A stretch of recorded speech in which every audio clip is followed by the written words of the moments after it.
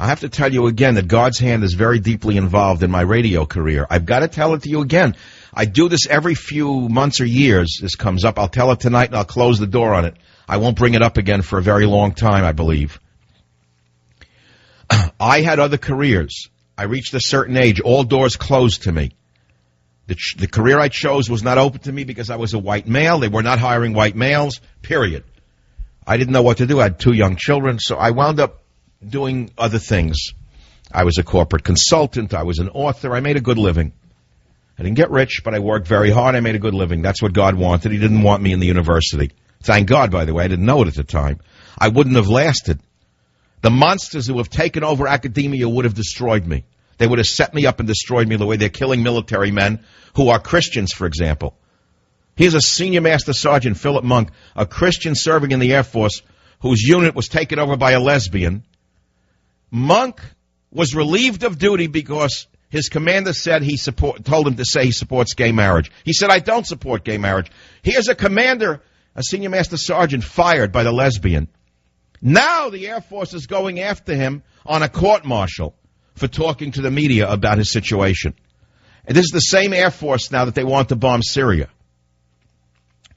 So you can't understand these things, can you?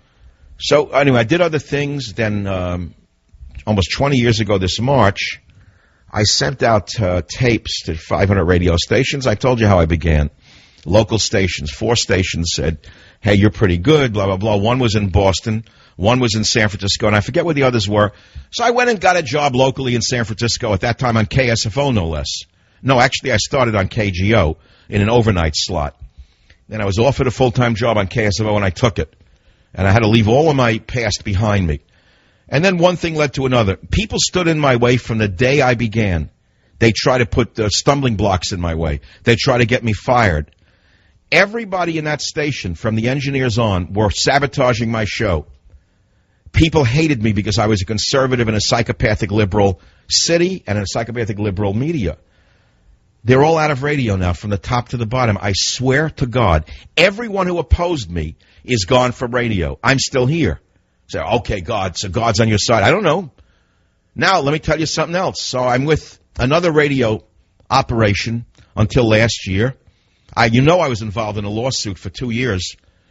They try to keep me in a contract illegitimately, in my estimation. The courts upheld it. The arbitration upheld it. The courts upheld it. I got to tell you something. God acted again.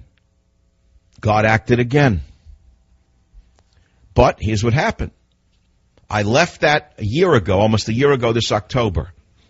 I left that other situation. I walked out overnight after I won. I had nothing. Nothing. I got to tell you, I had nothing. Nothing. And within 3 weeks, I was back on the radio in this slot because somebody up there likes me. But you know what the second part of that story is? God said, okay, I'm going to part the Red Sea for you again, Savage, but you're going to work your behind off. You're going to work at night. You're going to start all over again at your age. I said, okay, go for it. Here I am. Why? Because God wants to keep me aligned. Join the Savage Nation. Call now, 855-400-SAVAGE.